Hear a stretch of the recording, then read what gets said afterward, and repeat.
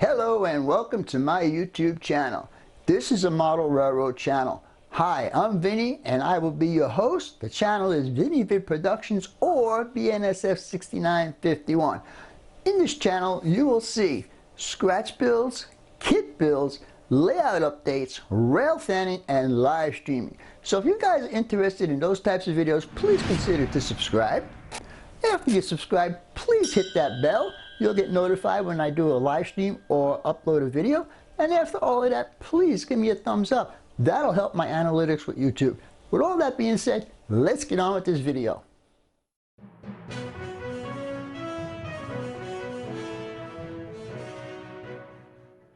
This Vinny Vid production brought to you by Yankee Dabbler. For all your model railroad needs, check out Yankee Dabbler. Don't forget, 7% discount with BNSF 6951. And by Highways and Byways, awesome street graphics for your roads and streets on your model railroad layout. If you guys are looking for sophisticated model railroad electronics, Logic Rail Technologies has what you need. For a 5% discount on certain items, use code BNSF 6951. Alright guys, now it's time for the next step on your layout. Trees. I have been dealing with Bob for 7 years now, and he does excellent work on his trees. So if you need some trees on your layout, check out Long Shadow's Trees. Tell him the Cuz sent you. Alright guys, we're going to take this op session that we did with my guest here the other night, and we're going to do it myself and see if everything works okay. Now, this first turnout we're going to go across is the one that was giving us the most problems when Anthony and David were doing the op session. I kind of fixed it. I still need to do more work on it, but it seems to be working just fine right now. I did have a few other issues here, and I kind of took care of them as I went along, but I will explain as the video carries on.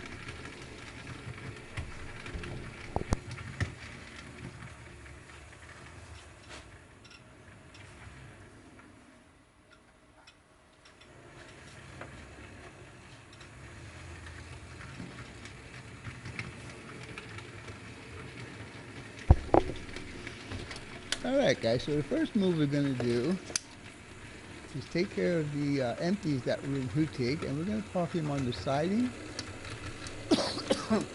It's a Sunday afternoon and there is no traffic on the main line, so we're able to use all three track. We'll back them up onto that siding right there. And Cato makes a real good locomotive, but they make the crappiest couples I've ever seen in my life. Mid-run, they'll just come apart. As you'll see later on in this video. Happened several times. That was one of the issues I had, but that's no big deal. That's just a matter of changing couplers on the Cato locomotives. Alright, so our next move now is to get the empties that are in Builders Express lumber facility.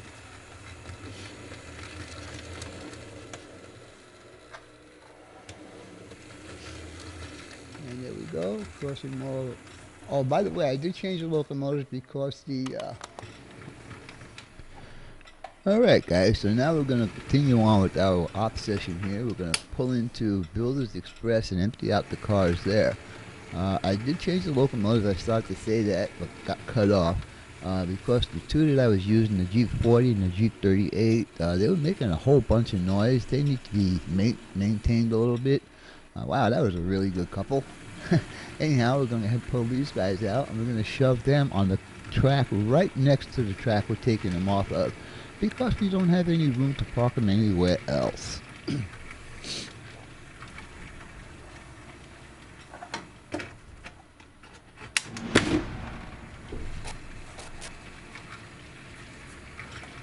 Alright, we're back up here. I do have some issues with couplers. I did mention that earlier today. Alright, so now, I guess I cut a whole section out there. I don't know what happened. Anyhow, we grabbed the first set of cars that's going to go into Hootig, and we're going to do a couple of crossovers and so on and so forth to get it in there. And as you can see, we are going to put it in there, and we're going to uncouple the locomotives and make our next move, which will be to get the cars ready to drop at Builders Express.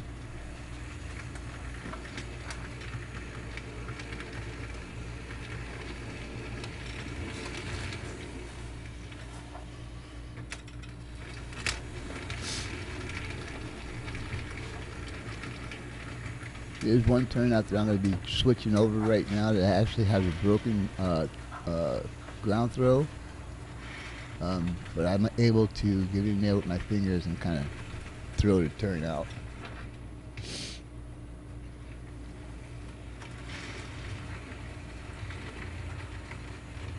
That's the turnout right there. You see me using my fingers.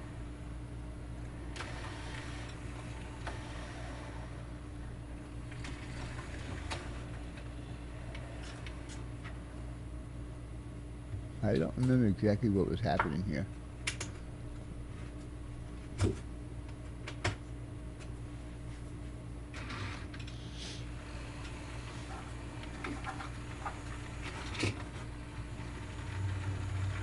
Now I do have an issue with the track and wiring that goes into room number 1. I found a loose terminal, a loose rail joiner. So I took care of that, and I also secured the track to the road bed, and that made a difference. You'll see that later on in this video. I don't remember exactly what was going on there. I think it's just that turnout that was causing all the extra time to do what I needed to do. Anyhow, we're going to go ahead and hopefully pick up these cars and switch them over, do a couple of crossovers to get them in the correct track, and then load it up, and then we'll take our empties to the overflow yard.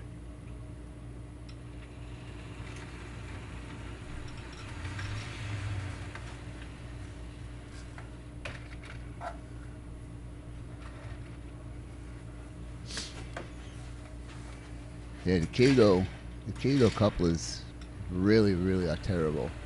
They don't play nice with any other couplers. So we are taking the long way around now because I didn't want to mess with that turnout that's got the broken ground throw. So we can achieve the move in 2 different ways here. And this will be one of them. And as you can see, it's going across that nasty turnout with no problems. What happens on these fast track turnouts is when you flip the ground throw, the entire turnout moves. So what I need to do is I usually take 2 track nails and put one on each side on the outside of the rails, and that kind of holds it in place and kind of eliminates that issue.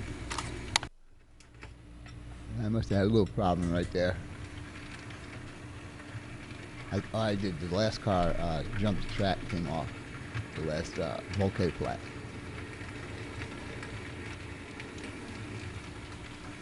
This is actually a pretty fun area to switch out. This is actual time, really. So the amount of time for this video is the actual time that it took me to do this.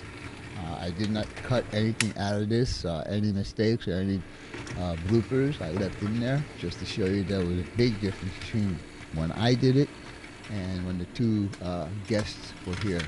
I'm not saying that they did anything wrong, I'm just saying that I had issues that I had to take care of. See how good those couplers work? They work terrific, don't they?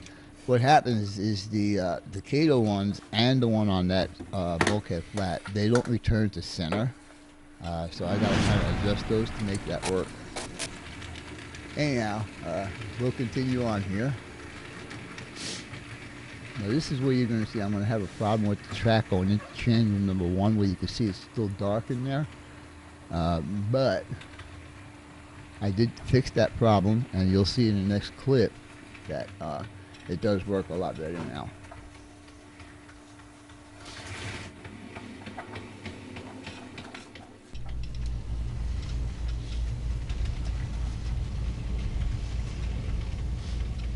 And now you can see I have the light on in that other room, which means I went ahead and made the repair that I needed to make. And now we'll continue on with this. So we're going to cross over to track number 2, I think that is. No, yeah, it's track number 2. And we're going to hook up to the 3 cars that are already there. And we're going to shove those cars into the overflow yard that's between Glendale and Phoenix.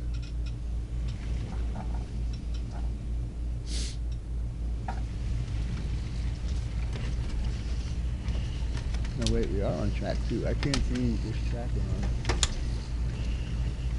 No, I think we're on the right track. Let's see. We're heading another way. No, we do have to do a crossover. Alright. I couldn't remember.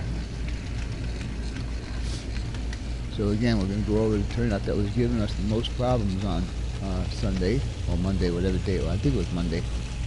And you can see that it's working very well at this point.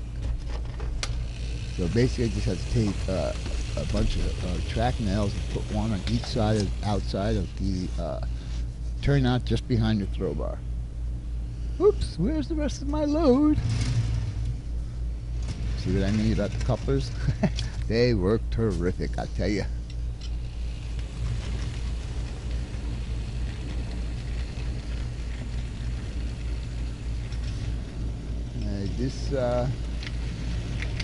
We're going to back up through those turnouts way back there, and then just to clear the turnout you see on the right side, so we can get into the overflow yard. Now, I want to tell you, I should have used 2 cameras here, but I didn't, so I'm going to start moving the camera I am using. I'm going to start moving it around, so you're going to hear a bunch of noise. I'm sorry about that. Overall, this was a pretty good op session, just a couple of small little quirks and stuff like that. So I hope you guys and gals enjoyed it, and as always, your questions, comments, inputs, subs, shares, and likes are always welcome. For now, that's all, folks. BNSF 6951